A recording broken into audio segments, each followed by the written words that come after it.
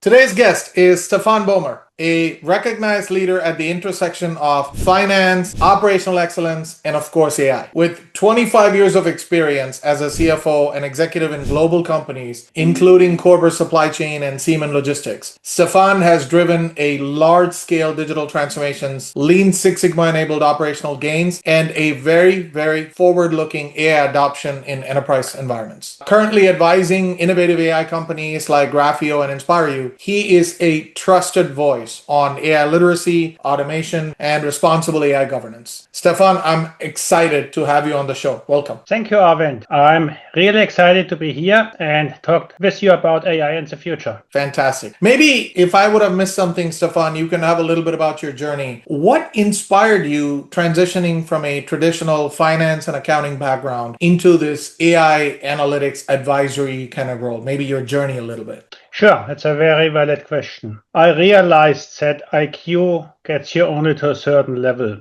You have to add TQ, technology quotient, and EQ, emotional quotient. Wow. The challenge with AI is AI will change the way we work, the way we live, the way we operate. Amen. So if I can't avoid it, I want to drive it. I want to implement it. I want to leverage it. That's the TQ part. I also realized I have to take our people along. If I don't train our people, they will fall behind. The same applies for university students. We need to work together with them to train the next generation. That's the EQ part. So for me, it's EQ plus TQ plus IQ plus EQ plus TQ. Sorry. Wow, you're very clear on this IQ, EQ, and TQ and how you go about defining those problem statements, if you will. Well done. Now, you've kind of spanned the CFO leadership role in global logistics and Lean Six Sigma and all of that. Now you're moving on to advising AI startups. How has your financial and operational roots kind of adopted your way of thinking about AI and automation? You just shared some of your EQ, IQ standards. How is your background influencing your thinking? I find it fascinating. It goes in both directions. I think my background helps to provide structure, to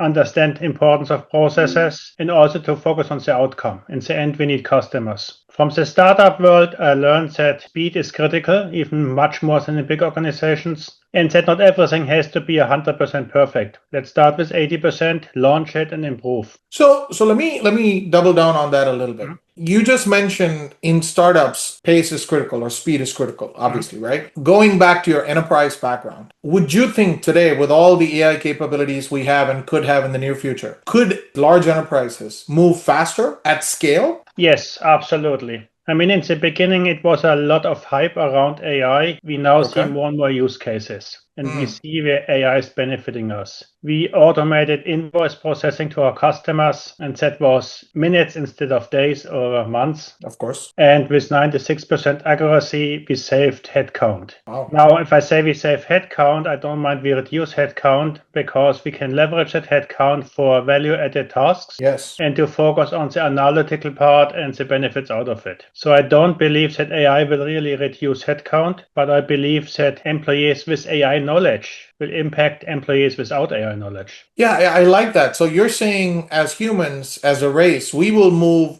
to more strategic activities than tactical, mundane activities. I think you mentioned this. It's not us versus AI, it's us with AI. So right now, easier said than done. We all know that. You're also working with big corporates at this point. How do you influence that kind of mindset and that kind of culture, especially in this industrial and kind of supply chain setting, where the thinking is still in some ways archaic and old school, if you will, right? A lot of things come to mind. If you look at the World Economic Forum labor report for 2025, they project that we will generate more positions with AI than we lose. Nevertheless, it's a major shift. It's the biggest reskilling since we implemented computers. The second argument is, if you look at Gartner, right now, we don't leverage AI to the best degree. According to Gartner, we should leverage AI use cases for productivity gains, revenue gains, and disrupting of the market. And they came up with a 60-30-10% ratio. Okay. And they also found out that in reality, most companies focus 80-90% on productivity, not much on revenue and not on disrupting the market. So we are a little bit limited, short-sighted in what we do with AI. There's much more opportunity, much more possibilities. What I love in this conversation is that you are a CFO out and out. For every question I ask, you're throwing a statistic. So in your mind, I'm thinking you're always driven by numbers. Absolutely. Fantastic. If you can't measure it, you can't improve it. Oh, amen. Amen. I love that statement. Now, let's jump into operational excellence. You've led Six Sigma teams and complex logistics like Körber supply chain. Going forward, how do you embed AI capabilities into those frameworks? Back to the statement you just stated, what you can't measure, you can't value add, right? So how do you measure efficiency gains in these kind of complex supply chains? Like, throw me a couple of things that runs in your mind. I mean, for me, AI is not the solution in itself. AI is a tool. So we have to look at the process, we have to look at the bottleneck, and we have to identify what we need to improve. Once we have identified that, we need to look at the tool, what type of automation, RPA, AI, or simply a change of process. Technologies. How can you use technologies to automate? Yeah. Correct. And in the end, we have to measure the outcome, we have to measure the process. And we can do that. On the AI side, a very favorite topic is measure hours saved. How many hours can I save with a use case? But that jumps again to short if you generate revenue, if you focus on data security or on data quality. It always has to be measured with the individual process. How much do you increase data security? How much do you improve data quality? See, I use these big terms: make money, save money, be compliant, those big terms. You can measure them in those KPIs, if you will. But let me ask you this. The Six Sigma that I know talks a lot about not wasting, right? Yes. In AI, as you know, experimentation is the key. You don't know sometimes how AI is going to behave. So, you look at any kind of statistics, Gartner, Forrester, any analyst, not all AI projects go to production. In fact, 70% of those don't go to production. That's the counter or opposite of Lean Six Sigma. You have to be lean, you have to be not wasting. So how do these things come to a common place? For me, it's still a hype. I think a lot of people jump on AI, technical, very savvy, and develop solutions, and then they try to find a customer use case for it. Yep. These cases will fail. I mean, there are also statistics that say 90% of startups will fail because they start with a technology, not with a customer need. And that is a phase we have to go through. It's for me almost like a gold rush, but I believe it's getting better. We see more and more use cases. We see more and more companies talking about the benefits. Sure. It's just very painful to get there right now because we are wasting smart people.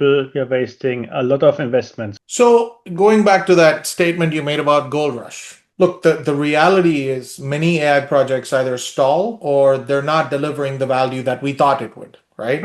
In your implementation, especially working, in these big scale companies and even startups, what is the biggest barrier that you can see moving an AI project from a POC to pilot to QA to production, and then even going to production, especially in a complex situation? Not every supply chain company could become an Amazon or a Walmart. It's not possible, right? So how do you see in an average supply chain company, what are the barriers that you see for AI projects? I mean, one size doesn't fit all when you mention different companies. If you look at Shein, they have a really good demand forecasting tool. Okay. Because it's their business. If you look at Toyota, they have a really good call center system set up. In the end, for me, AI projects fail A, because of management, B, because of data, C, because of employees. You need the champion on the management side. If they don't believe in it, it's very difficult. If you have garbage data, garbage in, garbage out, it's very difficult. You need to have a very clean data pool, or you need to spend time first to clean it up. What do I mean? If your data is in different systems, on Excel, different drives, you need to clean it up. If you have data in legacy systems, they don't talk with each other. You have to find ways to extract the data and create your own data lake first. Employees, you need to train your employees. And that's for two reasons. A, so they understand how to leverage AI, and B, to get their buy-in. You take away the fear. You enable them to be part of something big. Okay. So you're giving them that big vision. So I love the way you kind of broke it. See, we use the word people, process, and technology, right? And then we added a fourth pillar called data in it. Since we, as a consultant, I see the world in those four ways. People, basically, those are the culture and the education, right? Process as to how complicated or easy the process is. You always want to target the easier processes first, because you can instantly realize or not realize value, right? And then obviously to your point, technology, either if you're too modern, then you may not integrate with your legacy technologies. But if you're still going back to your archaic technologies, you have to think about some way of modernizing it before you invest in AI solutions. And then last but not the least, obviously the most important part is data, right? Data quality is a big deal. And then obviously data security and data governance, another one that comes in place. Look, AI, it's almost granted that AI requires a lot of data. So enterprises are particularly scared as to, do I now feed all my enterprise data to it? And what is it going to do with it? How do I protect my data, right? I mean, you can develop an app today, as can I. But if I have enterprise data sitting either in my repositories or, in my enterprise, that is my value prop. That is my differentiation. I know more about my customers than AI generally does. So that data becomes a key for a lot of this. I love the way you kind of broke it down. Observability and risk. Look, you're a risk guy. This is what your background is. What do you think, especially for these kind of inferences that AI is giving, how can executives balance this gold rush, as you said, to the risk that AI could possibly create? What do you advise them? It's a very good point. Doing nothing is not a solution. Again, if you look at studies, 90% of people play with AI. They use ChatGPT or something else. Only 40% of corporations have their own LLM, protected LLM, and only 10 to 20% have a corporate AI policy. So if I don't have my own corporate LLM, what do my people upload to the cloud, which is public? If I don't have our own policy, how can I govern what they're supposed to do or not? And I think that's where we have to start. That's a major risk factor for me when we talk about ethical AI, understanding the limits of AI. The next topic is bias. When you see how LLMs work, they're all biased. People are biased, LLMs are biased. And you have to leverage ways to limit that bias. I mean, what I like to do is I like to use 2 or 3 LLMs to use one response and upload it to another one and double check it or validate it, getting as many perspectives as possible. But otherwise, you see clearly the bias. You also see errors. Accuracy is a big question, and that's a risk for companies. If I automate spare part invoices, an accuracy of 96% might be okay. Manually, before it was 80% or 85%, we improved significantly. If the robot is doing your heart surgery, you might want to have a better accuracy than 96%. You want to see 99.9. Banking transactions, you want to see a high accurate rate. Yes. Importance is the higher the accuracy, the more expensive it gets, because you have to include additional steps to ensure the accuracy. So that's a risk you have to discuss. What do you need? How much are you willing to invest? So you've kind of almost given me a hierarchical view of how to assess risk for AI solutions. So possibly industry, like for example, financial services would be more averse to risk than a retail or manufacturing, right? Then within that, specific use cases, right? Say for example, a compliance use case in a financial services could be extremely risk averse versus a customer centric use case, right? Correct. And then you've given me the kind of LLMs that you deal with. Don't just trust and go with one standard LLM. Do some experimentation. See whether this is better than the other, right? So you've kind of given me almost a hierarchy of guardrails that I need to think about. Fantastic. Again, you're very structured in your approach, which is awesome. And I think a lot of the background is very clearly visible. You being a CFO, and you're very methodical in how you think about the worldview. Look, you've been working with a number of startups. I kind of want to shift gears, right? You're this middle guy between enterprises evaluating AI investments and the startups who are providing those services. What is your advice for these startups? What kind of capability metrics they need to track, and how do they prioritize their features? As you said, whatever customer demands is what the startup needs to build. So what do you advise for startups to understand what the customer demands are? And how do you align them obviously with cost and market potential? I mean, to understand customer demands, you have to talk with industry experts. You have to get out there, get their opinions, and maybe even develop together with them. Because if you have a partner from the industry, it's more likely you have success. Selling a product is the biggest challenge. Creating it is rather easy. Now, my technology friends might disagree, but still, selling is difficult. I agree, by the way. Creating it is very, very easy. Absolutely agree. Now, having talked about creating, I think startups spend too little time on testing. You have to make sure your product is right. You don't have these rapid development cycles anymore with ref level 1, 2, 3. Once you go out there, it has to work because customers will step back quickly if they realize they don't get the quality they expect. So quality is an important parameter, obviously. Yeah. You're saying there should be enough testing on the features to make sure it aligns with expectations. And that's the work. I mean, the first thing is I did with startups I'm helping, I take the product, I play around. Can I break it? What does it do? How can I address it? So you yourself have to be familiar with it in order to go and pitch it to your friends. Yeah. Yes. Yeah. No, that makes sense. It shouldn't be a blind man leading a blind man. That I agree. I mean, I can only talk about, I'm fact-based. I can talk about what I know. If I don't know it, I have to get the knowledge. See, 5 years ago, and I'm hearing this from all my analyst friends, 5 years ago, at the board level, people at the C-suite always want to get trusted products. Mm-hmm. If you're solving an MDM problem, you want to go with market leaders. If you're solving the email problem, you want to go with Microsoft Office, not some startup. Today, even enterprises are considering startups in their ecosystems because startup is solving one small niche instead of solving a big bang. What are you finding in the market? Are they more adaptable to startups solving specific problems? What are you seeing? I think it depends on the industry and the company. Okay. In general, I think yes. We see more larger companies being interested in startups. And the reason is that the big corporations they have dealt with in the past became too complex, too expensive, and not focused enough on the customer benefit because they moved to one size fits all. I also believe there's an ecosystem. You need different partners for different topics, which means as a company, it becomes more and more important to have people who can orchestrate the whole setup. You need to understand how to set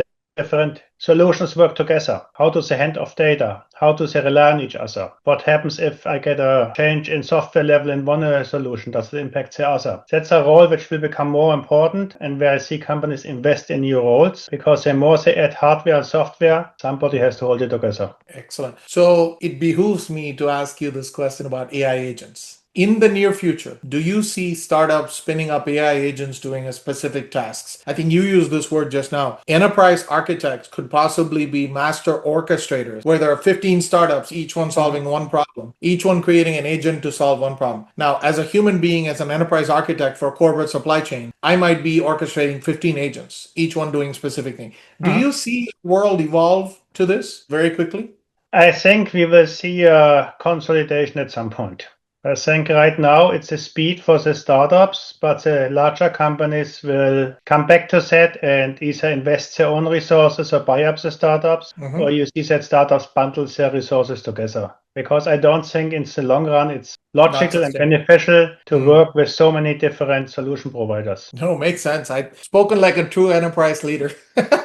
Very nice. Okay, forward-thinking statement. So AI is evolving every single day. We don't know what the latest and the greatest model numbers, at least I don't know. What emerging trend are you scared of and excited about? People. I'm scared of that it's the biggest reskilling in the history and that we don't spend enough time on it. That means people will left behind. People will need a lot of help to reorient themselves and focus on what they can do in future. For me, it's also a benefit because if I look at the possibility to augment us and we leverage AI to be a better of us, to improve ourselves, I think that's a huge positive aspect. So that's why I say people is both sides. Biggest concern, biggest possibility. Okay. But so you're very excited, but at the same time, very scared about the people that are involved in this transformation. I mean, again, go back to the World Economic Forum. Yeah. They state 170 million new jobs, 80 million existing jobs will be replaced. That's 80 million people. Yeah, true. So we have to take them along, transition them. If we don't do that, we have major challenges. We're going to be left behind. I agree. Yeah. What is your advice? Because you talked about people, what is your advice for people to not be left behind? Start using AI, play around, find mentors that can help you to develop in the right direction in your career. You need a sounding board. If your company is not using or offering that, your university, go outside, find somebody. I mean, there's a lot of willing people wanting to help. I see universities going in that direction as well. They realize they have to change because otherwise students will have a hard time. The value of knowledge will go towards zero because the LLMs know everything. So students need to understand how to orchestrate, how to align, how to work with other people, how to maximize AI benefits, difference in learning, geometry, or other subjects. I think there's a change required as well. And we see, I love what they do in Texas. All the big 5-6 universities are really involved in driving that. And I love when I see the innovation coming out of them. So there's definitely a step in the right direction. You are one of the most fascinating change champions that I've met. One of the reasons I'm excited about you championing more and more of these people upskilling transformation, if you will, is because you're always grounded by the fact, and you're not excited by a shiny new toy, which is AI at this point. Right. And of course, you're also grounded by the fact that you're not just talking, you're using these tools because you need to test it before you go and tell somebody else to start using it. So, Stefan, I'm very, very excited to get to know you much better in the go forward. Really appreciate you. Is there anything I have missed that you want to share with my audience? I think you covered it all. Very thorough, very well prepared. Thank you. Thank you. I appreciate it. Coming from a guy who's very factual, that means a lot. Appreciate your time, Stefan. I wish you good luck and looking forward to see more champions like you in the future. Thank you for coming on my show. Thank you very much for having me. Thank you.